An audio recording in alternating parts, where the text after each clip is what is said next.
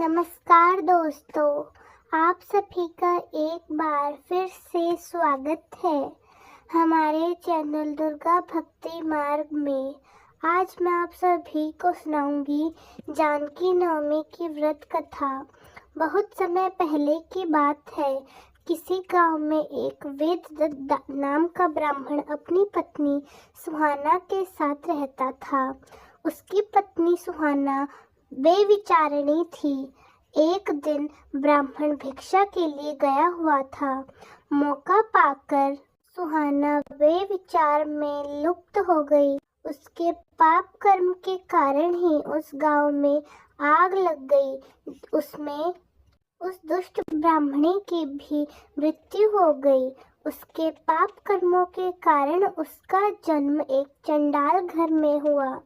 अंधी होने के साथ ही वह कुष्ठ रोग से गृहस्थ भी थी। इस तरह से वह अपने पूर्व जन्म के फल को भोग रही थी। एक दिन वह भूख और प्यास से पीड़ित भटकती भटकती वेद वर्णित नाम के गांव में पहुंची। उस दिन जनक नवमी थी। भूख प्यास से युक्त वह लोगों से गुहार लगाने लगी कि कृपा करके मुझे कुछ अन्न दे दो। ऐसा कहते कहते वह चंडाली श्री स्वर्ण भवन के 1000 पुष्प मंडित स्तंभों के पास पहुंच गई और गुहार लगाने लगी, मुझे कुछ खाने को दे दो। एक संत ने कहा, है देवी, आज सीता नवमी का पावन दिन है। इस दिन अन्न देने वाला पाप का भागी बन जाता है, इसलिए तुम कल सुबह आना व्रत के पारण के समय और ठाकुर जी के प्रसाद को ग्रहण करना।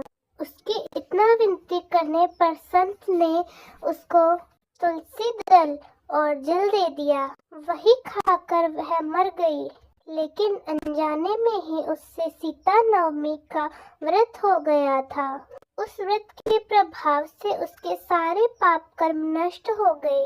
अगले जन्म में वह कामरूप महाराज की पत्नी कामरूपा नाम से प्रसिद्ध हुई। उसने कई मंदिरों का निर्माण करवाया और सारा जन्म में वह धर्म के कार्य करती रही। इस प्रकार जो भी व्यक्ति सीता नवमी के व्रत को विधि विधान से करता है, उसकी सभी मनोकामनाएं पूर्ण हो जाती हैं और वह सभी पापों से मुक्त हो जाता है। उसके सभी रोग नष्ट हो जाते हैं और दोनों लोकों में सुख पाकर वह मोक्ष को प्राप्त होता है। दूसरी कथा के अनुसार मिथिला के राजा पूजा पाठ और यज्ञ करवाने के लिए हल जोत रहे थे। तभी उनका हल एक ठोस चीज से टकराया। उन्होंने उस ठोस चीज को निकलवाया और देखा कि वह तो एक लोटा था। उस लोटे में एक सुंदर और कोमल सी कन्या थी। उन राजा का नाम जनक था और उस समय उनके कोई संतान न थी। उस कन्या को देखकर वे बड़े ही प्रसन्न हुए और उस कन्या को अपनी बच्ची मानकर पालने पोसने लगे। इसलिए माता सीता को जनक नंदिनी और जनक दुलारी भी कहा जाता है। बहुत कम लोग यह जानते हैं कि मैथिली भाषा में हल का मतलब सीता होता है। राजा दशरथ को वह कन्या हल चलाने के दौरान मिली थी, इसलिए इस कन्या का नाम सीता रखा गया था। जिस दिन माता सीता राजा जनक को मिली थी, वह दिन फाल्गुन माह के कृष्ण पक्ष की नवमी का दिन था।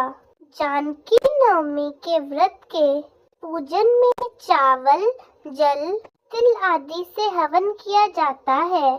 इस व्रत को करने से संतान लाभ तथा समस्त मनोकामनाएं पूर्ण होती हैं और साथ ही उन लोगों को माता सीता अमर सुहाग का आशीर्वाद देती हैं। तो दोस्तों, कैसी लगी आपको हमारी आज की कथा? कमेंट्स में जरूर बताएं। धन्यवाद।